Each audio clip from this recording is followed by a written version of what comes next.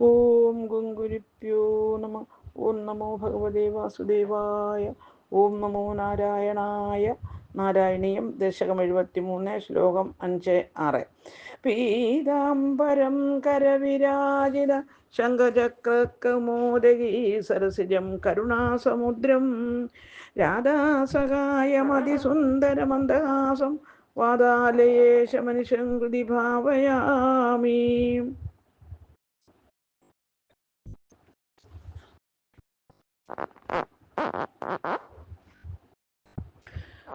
ശ്ലോകം 5.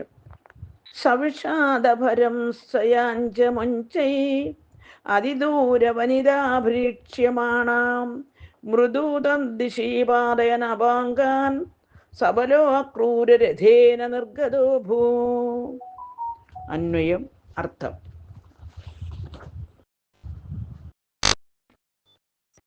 വനിതാഭി ഗോപ സ്ത്രീകളാൽ അതിദൂരം വളരെ ദൂരം വരെ സവിഷാദഭരം വിഷാദാധിക്യത്തോടുകൂടി ഉച്ചൈ ഏറ്റവും ഉയർന്ന സ്വയാഞ്ചം ആകാംക്ഷയോടുകൂടി ഉത്കണ്ഠയോടുകൂടി പ്രാർത്ഥന ഈക്ഷ്യമാണ് നോക്കപ്പെടുന്നവനായി തദ്ദിശി ആ ദിക്കിൽ അപാങ്കാൻ കടാക്ഷങ്ങളെ മൃദുവായി പാതയൻ പതിച്ചിരിക്കുന്നവനായിട്ട് സബല ബലരാമനോടുകൂടി അക്രൂരരഥേന അക്രൂരൻ കൊണ്ടുവന്ന രഥത്തിൽ നിർഗത പോയവനായി അഭു തീർന്നു. ഹരിവു.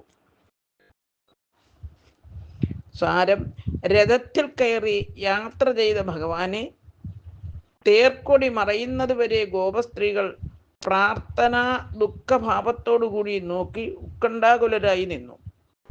ഭഗവാനും പ്രേമ പ്രകർഷമായ വീക്ഷണങ്ങൾ അവർ നൽകുന്നിടത്തേക്ക് വായിച്ചു കൊണ്ടിരുന്നു. ഹരി ഓം ഗുങ്കുരിപ്യോ നമ. ഓം നമോ ഭഗവതേ വാസുദേവായ. ഓം നമോ നാരായണായ. ശ്ലോകം 6. അനസാബകുലേന വല്ലഭാനാം മനസാ ജാനഗതോദ വല്ലഭാനാം വനമാർത്തമൃഗം വിഷണ്ണാ വൃക്ഷം സമതിദോ യമുനാതടി അയാസീം. അന്വയം. അർത്ഥം.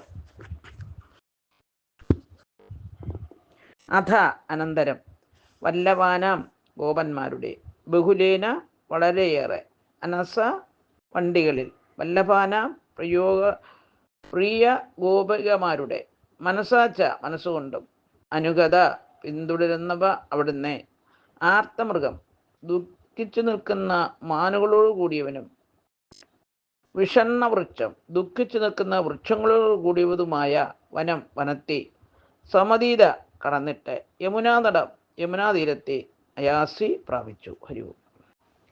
സാരം: കംസനെ സമ്മാനിക്കുവാൻ പലതരം കാഴ്ചദ്രവ്യങ്ങൾ എറിഞ്ഞ വണ്ടികളും ആ വണ്ടികളിൽ നന്ദഗോപാദിഗോപന്മാർ മുമ്പിൽ അക്രൂരരഥത്തിൽ ഭഗവാനും ബലരാമനുമായി മധുരയ്ക്ക് യാത്ര തുടർന്നു. പ്രേമവരികളായ ഗോപികമാരുടെ മനസ്സും ഭഗവാനെ പിന്തുടർന്നു. മാനുകൾ ദുഃഖിതരായി തീറ്റ നിർത്തി. വൃക്ഷങ്ങൾ വാടിത്തളർന്നു നിന്നു. അങ്ങനെ ദുഃഖിതമായ വനം കടന്ന് ഭഗവാനും കൂട്ടരും യമുനാ തീരത്തിലെത്തി. ഹരിവു.